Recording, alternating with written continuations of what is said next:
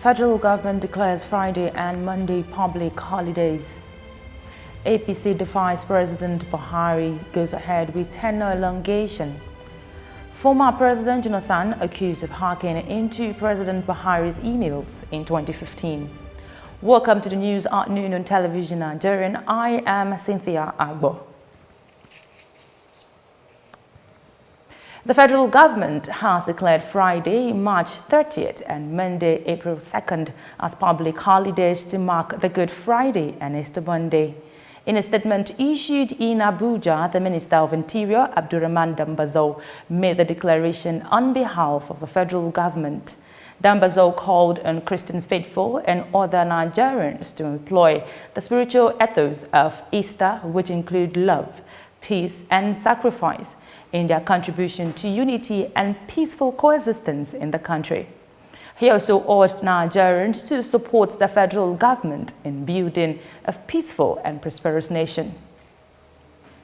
The All Progressives Congress says that the party's National Working Committee, led by its chairman, John Oyegun, will extend its tenure despite the call by President Muhammadu Buhari for a cancellation of the move. In a chat with journalists in Abuja, APC National Publicity Secretary Bolaji Abdullahi said the tenure extension plan still stands. According to him, President Buhari only expressed a personal opinion which cannot be considered a decision of the National Executive Council of the party. Bolaji says that the NEC is the only recognized arm that can rectify the position taken by the leadership of the ruling party. On Tuesday, President Muhammadu Buhari had, during a National Working Committee meeting of the party, condemned the decision to extend the tenure of the party's leadership for 1 year. Christopher Weil, the whistleblower at the heart of the Facebook data scandal caused by a data analysis firm, Cambridge Analytica, has revealed the Israeli firm that allegedly hacked into President Muhammadu Buhari's emails.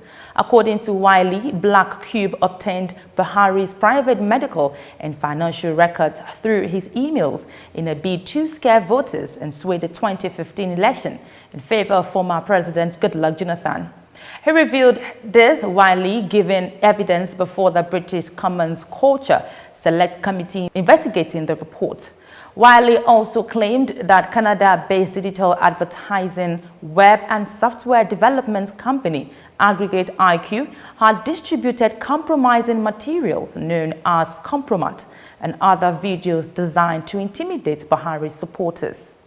Wiley explained that the company utilized the services of Black Cube, which he stressed is an Israeli private intelligence firm. He further noted that Black Cube hacked the email account of Muhammadu Buhari to get access to his private medical records and his private emails. On its part, Black Cube, in a statement issued after the hearing, said it has always operated within the law.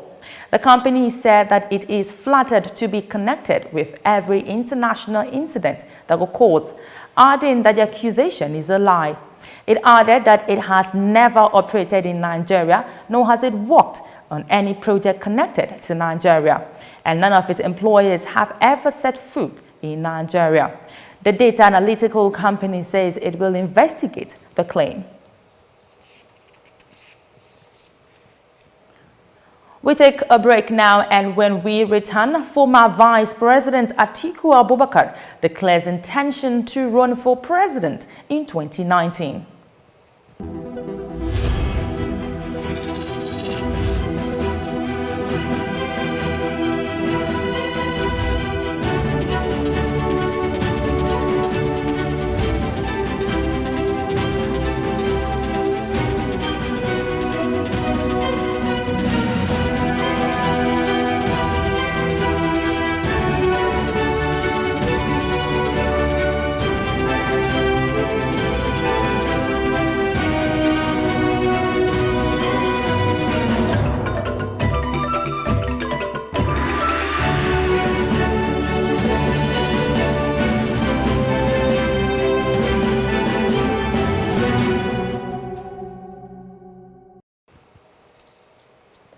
Thanks for staying tuned.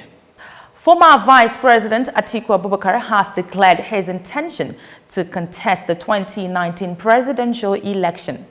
Atiku Abubakar, who led his supporters on a visit to the Rivers State Governor Nyesom Wike at the Government House in Port Harcourt, said he is on a mission to set the country on the path of growth.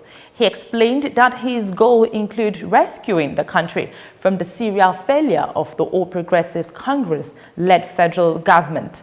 According to him, the federal government has since 2015 destroyed the nation's education, health and infrastructural sectors through poor budgetary allocations and releases. He lambasted the President Muhammadu Buhari-led federal government, claiming that the administration has divided Nigerians along religious, ethnic and regional lines.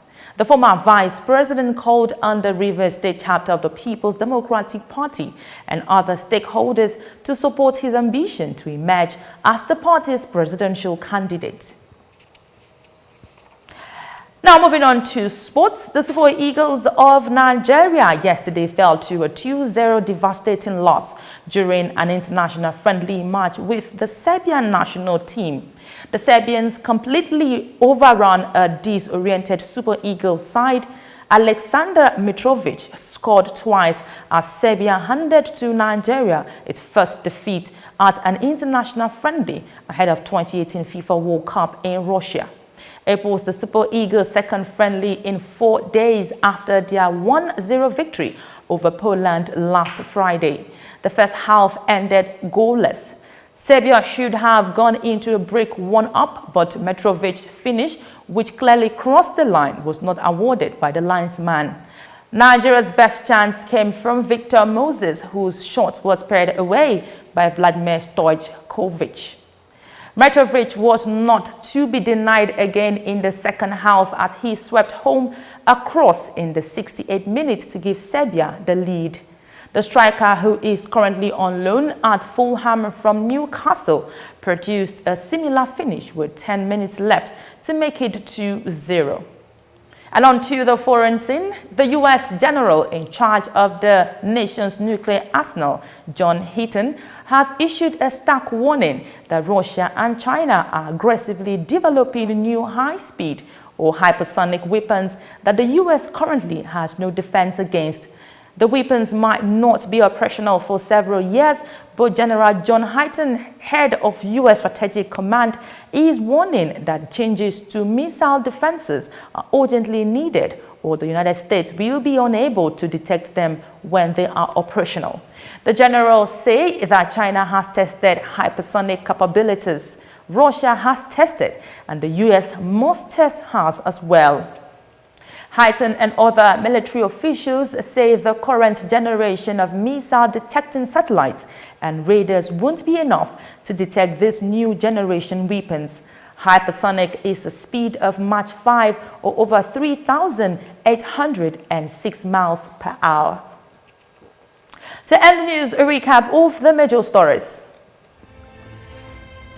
Federal government declares Friday and Monday public holidays.